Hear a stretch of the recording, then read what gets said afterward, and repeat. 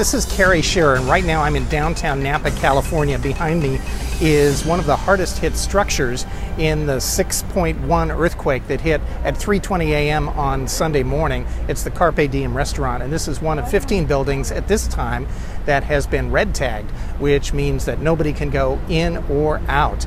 But I had a chance earlier at the Office of Emergency Services to find out a little bit about how they're using social media to reach out and to communicate in a disaster of this type. Right behind me you can see over 100 people coordinating on this emergency in this building alone. We've got other facilities open and activated. There are people from state agencies, from the military, from federal agencies, from nonprofits like American Red Cross here coordinating resources to respond. I think that in today's day and age we have to leverage social media as much as possible. I think that we've tweeted probably 30 times in the last few hours. We try to get social media messages out there as soon as possible, letting people know that we're aware of it. We know about how big it was or how bad the impacts could be at this point in time. Even though it's early, I think we need to get out as much confirmed information as quickly as possible, as often as possible. We use a lot of different tools in social media, and frankly a lot of it we experiment with, so it's not necessarily that the way we're doing it is the tried and true way of doing it. We like to use Twitter for all those quick messages like that we need the public to know right now.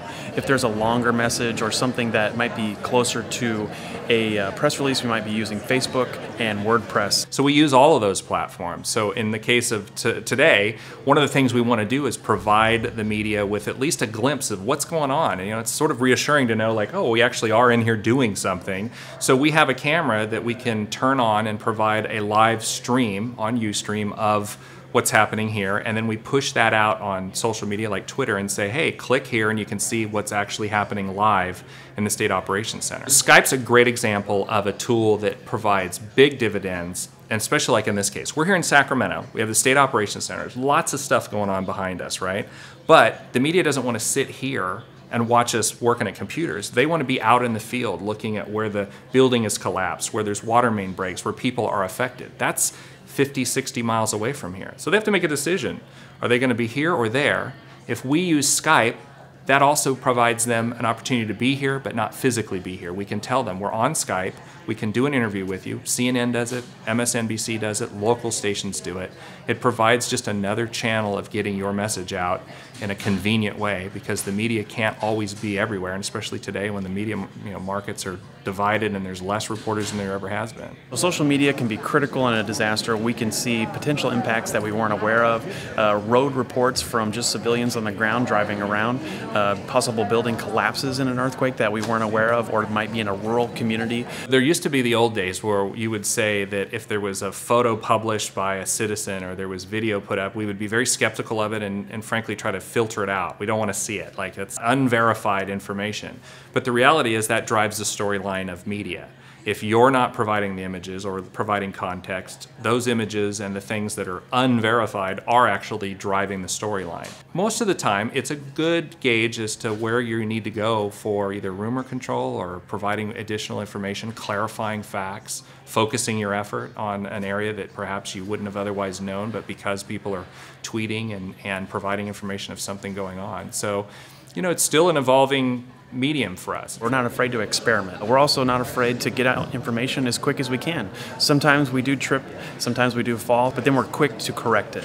And we're open and transparent about the stuff that we're pushing out. The sooner you get out there and at least establish the communication, essentially putting up the flag and saying we're here and we're looking into it, the better chance you have of being that source of information. Because the reality is, if you're not there, you're not present, somebody else is going to fill the void. And the times I've actually heard the most upset PIOs is when there has been this delay. They've waited 3 or 4 hours to get a press release out, and in that amount of time, some person who's taken opportunity from the public is using it as a platform to complain about how state government's slow or the local agencies are incompetent.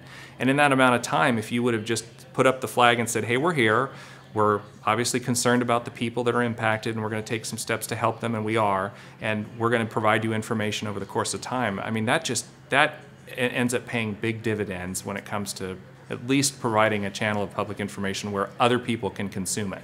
I think that all the options that we use here at Cal OES or in emergency services may not be the right options for other agencies that are in other fields of communication, but I think that it's important to not be afraid to experiment, not be afraid to have some failures along the road, and if you aren't making mistakes, it's going to be much more difficult to learn something.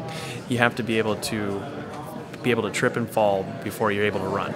Back here in the State Operations Center, they're continuing to coordinate the emergency, and I imagine they will be here for at least a week or so after this, because, you know, aftershocks can really happen at any time. Great information from Kelly and Brad about the Napa earthquake and social media response.